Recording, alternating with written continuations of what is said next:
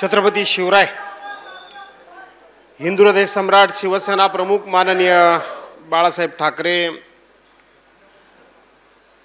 आपल्या व्यासपीठावर बसलेले शिवसेनेचे ज्येष्ठ नेते आदरणीय राऊत साहेब, आदरणीय गीते साहेब, आदरणीय आमचे खैरे साहेब, सन्मान्य विनायकजी राऊत, अरविंदजी सावंत, अंबादाजी दानवे, सुनीलजी प्रभू, त्याचबरोबर आमचे अनिलराव देसाई, आपले जिल्हा प्रमुख केदारजी दिघे आणि खऱ्या अर्थानं नेते आहेत, माजी खासदार आहेत, माजी आमदार आहेत, पण खऱ्या अर्थानं ज्याला लढवय्या योद्धा म्हणून म्हटलं पाहिजे ते आपले सन्मान्य राजेंद्रजी विचारे. व्यासपीठावर बसलेली सर्व मान्यवर मंडळी आणि मोठ्या संख्येनं उपस्थित असलेल्या बांधवांनो, भगिनींनो आणि पत्रकार मित्रांनो, राऊत साहेब आणि गीते साहेब चर्चा करतायत की भाषण नको, आपल्याला संवाद साधायचा आहे, म्हणून घाई गडबडीतच मी या ठिकाणी बोलतोय. खरं तर बांधवांनो, भगिनींनो, आपण गेली 2.5-3 वर्ष बघतोय की आपल्या शिवसेना पक्ष, उद्धव बाळासाहेब ठाकरे यांचा शिवसेना पक्ष, या पक्षाचे कुठे ना कुठेतरी लचके तोडलेली रोज एक बातमी आपण वाचतोय, ऐकतोय, टीव्हीवर पाहतोय. आणि तुमच्याप्रमाणे सर्वांना असंही अशा मनाला वेदना होतात, मनाला इंगळ्या डसतात, पण त्याचबरोबर एका गोष्टीची मनाला उभारी वाटते, आनंदही वाटतो की मध्यंतरी गद्दार गटानं पक्ष फोडण्याच्या मिशनला एक टायगर मिशन म्हणून नाव दिलं. आणि पत्रकार मला प्रश्न विचारला आले की तुमच्या कोकणामध्ये टायगर मिशन होणार आहे, टायगर ऑपरेशन टायगर मिशन नाही, ऑपरेशन टायगर होणार आहे, तुम्हाला काय वाटतं? मी म्हटलं, आमचा एखादा सहकारी जर आम्हाला सोडून जाणार असेल तर आम्हाला निश्चितपणे दुःख वाटतं, दुःख वाटलं पाहिजे. पण दुसऱ्या बाजूला मला आनंद वाटतो. तो आनंद एवढ्या करता वाटतो की आज ज्यांच्याबरोबर शिवसेनेनं 35 वर्ष मैत्री केली त्या मित्रानं शिवसेनेचे 40 आमदार फोडले, 13 खासदार फोडले, अनेक आजी माजी पदाधिकारी लोकप्रतिनिधी फोडले. माझ्या पक्षप्रमुखाला राज्याच्या सिंहासनावर खाली ओढून त्यांनी पदच्युत केलं. ह्या एवढ्या सगळ्या घटना घडल्यानंतर ज्यांनी ज्यांनी गद्दारी करवली आणि ज्यांनी ज्यांनी गद्दारी केली त्यांना असं प्रत्येक वेळी वाटत गेलं की आज ह्याचा पक्ष प्रवेश केला, त्याचा पक्ष प्रवेश केला म्हणजे शिवसेना संपली संपली संपली संपली. पण आज टायगर काय म्हणाल ते ऑपरेशन टायगर अशा प्रकारचा त्यांनी या ठिकाणी पक्ष फोडीला एक नाव दिलं. आणि म्हणून मला अभिमान वाटतो, आनंद वाटतो की आज उद्धव बाळासाहेब ठाकरे यांची शिवसेना फोडण्याकरता म्हणून ऑपरेशन टायगरचा उल्लेख करावा लागतो. याचा अर्थ खऱ्या अर्थानं महाराष्ट्राचा टायगर हा उद्धव बाळासाहेब ठाकरे आहे, बाकी कोणी नाही.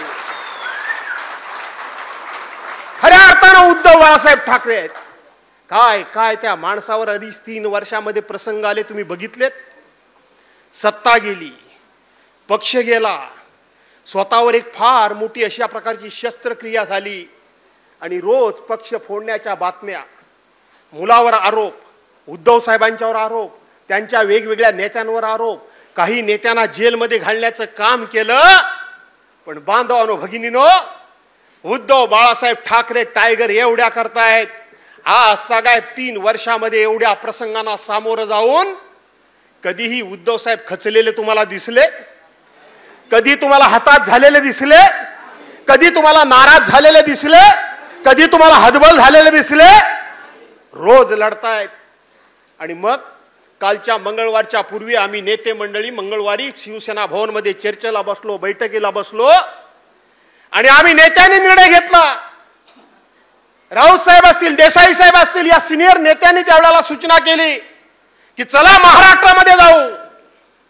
आपला शिवसैनिक जो जाग्यावर आहे आपण जो म्हणतो त्या शिवसैनिकांना जाऊन भेटू, त्यांच्याशी संवाद साधू आणि त्यांना सांगा की आपले पक्षप्रमुख खचलेले नाहीत, हतबल झालेले नाहीत, घाबरलेले नाहीत.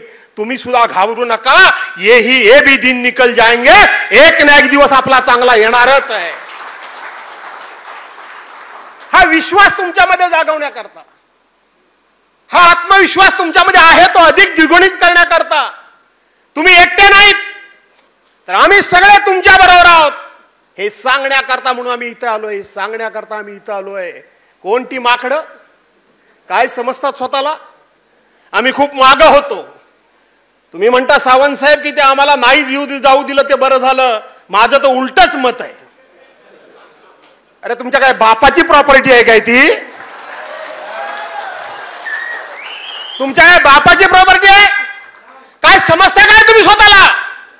एका बाजूला पक्ष चोरलात, पक्ष चिन्ह चोरलात, आमचे आमदार खासदार चोरलेत, पक्षाचं नाव चोरलात, हिंदू हृदय सम्राट मान्य बाळासाहेब ठाकरेंना चोरलात, कैलासवासी आनंद दिघेंना चोरलात. अरे चोराची औलाद.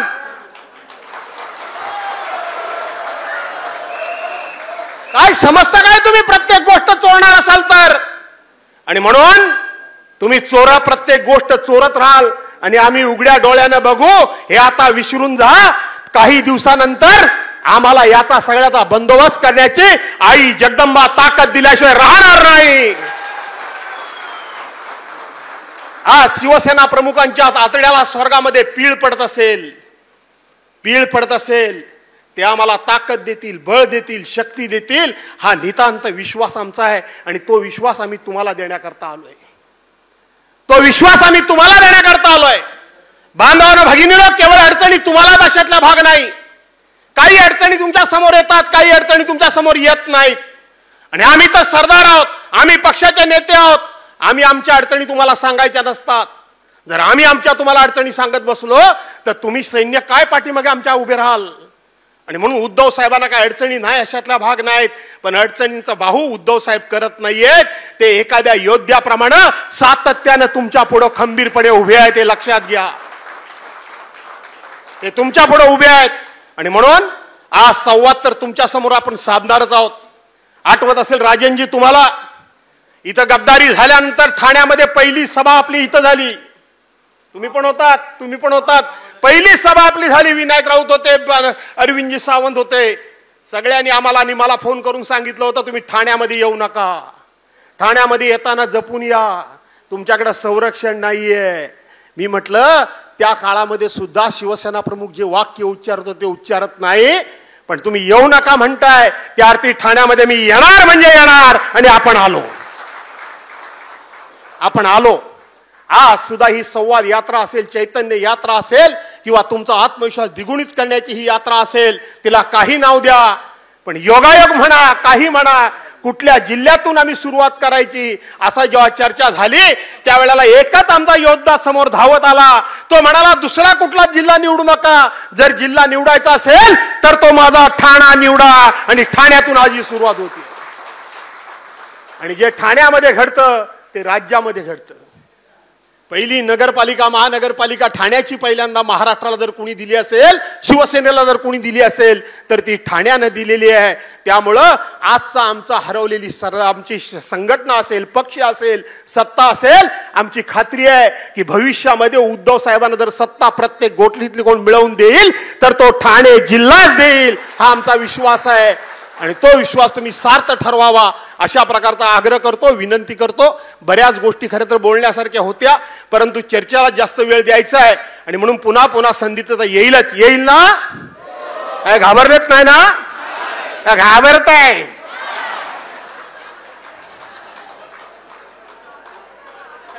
खरं म्हणजे मी तुम्हाला जास्त वेळ काहीतरी सांगायला हवं, पण येल झालाय म्हणून आता जय हिंद, जय महाराष्ट्र. एबीपी माझा, उघडा डोळे बघा नीट.